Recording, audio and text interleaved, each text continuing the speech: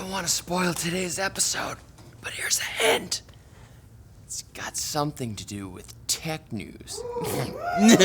We're gonna start off with something other than Apple and Epic for once, and that's Uber and Lyft. On Monday, the two ride-sharing companies were officially ordered by a California judge to reclassify their drivers as employees rather than independent contractors. Uber and Lyft both said they'd have to suspend operations as a result because they couldn't just adapt their infrastructure within the 10-day limit allocated by the order. But an appeals court ruling has since allowed the companies to keep operating. Wow. The skirmish comes after years of debate over whether ride-sharing startups can legally treat their drivers as contractors when many of them feel they're employees by another name. And the story comes just as Uber's former security chief is being charged with obstruction of justice for hiding the company's 2016 security breach from the FTC. If you're angry about all this and you just want to do something, you could boycott Uber.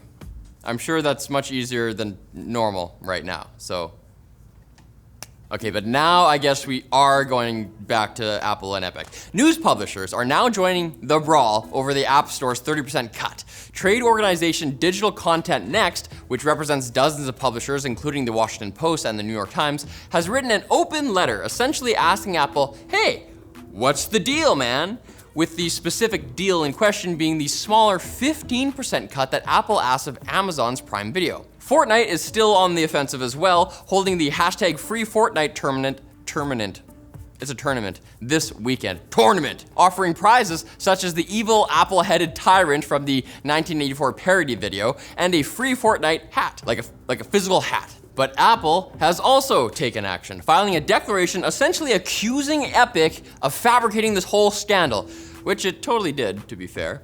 Apple revealed emails from Epic CEO Tim Sweeney asking Tim Apple to exempt Fortnite from the 30% cut before the whole thing started. Pretty Weasley moves, but again, here's your daily reminder that it's okay to hate both Apple and Epic in this situation. In fact, if you do, that means you're really smart. Rick Sanchez would be proud.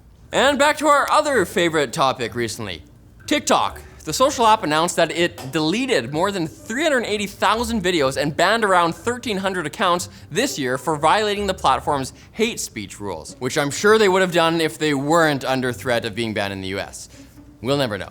It also recently came out that Google parent company Alphabet considered bidding for an acquisition of TikTok, but ultimately decided against it. Being acquired by either Microsoft or Oracle looks to be TikTok's way out of the ban, but even if neither of those deals goes through, TikTok says they will continue operating in the country, with a company executive saying that they have multiple paths forward to keep running. I mean, I guess that's what I would say too. It's good to know that no matter what happens, weebs will still be able to recreate anime dances, because if you can't do that, are you really living? Is this even a free country? Now it's time for the quick bits, brought to you by Privacy. Just straight up abstract concept privacy. Just joking, it's the free service that allows you to generate virtual credit cards for online purchases and subscriptions. By generating virtual credit cards with limits that you can set and no other personal information, you can now sign up for sites that you wanted to try but just looked a little too sketchy for your comfort level. And you'll even get 1% cash back for upgrading to their pro version. So sign up at privacy.com/techlinked to get $5 off your first purchase today. When life gets you down, take a long drag on a quick bit. Damn, that's smooth. Look at this leaked photo of the GeForce RTX 3090 next to an RTX 2080. It's huge. Not only is it a triple slot instead of a double slot card, but it's also way taller and beefier in general. So if chonkiness is any indicator of the performance, then this thing is gonna fly through games like a chungus through jelly. It's a chonky boy. Okay, now look at these renders of the Google Pixel 5, created by OnLeaks and Indian tech site Price Baba, based on the information that's leaked so far. It basically looks like a Pixel 4a, but with a sparkly looking texture and dual rear cameras instead of just one. But if you like getting overly excited for things that will probably end up being just okay, then hey, eat your heart out. Okay, fine. That's not fair. Sparkles are pretty cool. Sony has revealed some more info about the PS5 controller's extra features, saying that it'll be able to do things like lock the triggers in place when your gun jams in-game. That's actually pretty sick. Experiencing not just virtual, but physical frustration from what sounds like an irritating game mechanic, I can't help but be excited. Hopefully the PS6 controller will be able to teabag me after I get pwned too. Nah. 505 Games, the publisher of the highly acclaimed Control, has attempted to explain why it had to limit free next-gen upgrades to the Ultimate Edition of that title. Its justification, that it couldn't let players upgrade from the non-Ultimate Edition to the Ultimate Edition because they're technically separate titles. And to do that would be to compromise the very structure of reality itself. No way to just like, sorry, their hands are tied.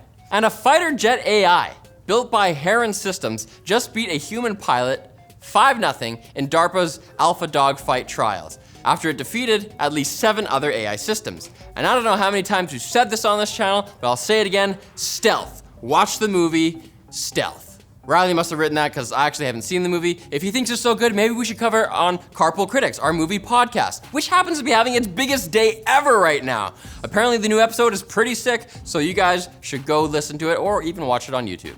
Carpool Critics, blah, blah. And come back on Monday. We'll have other people giving you other news. Equally fun, almost.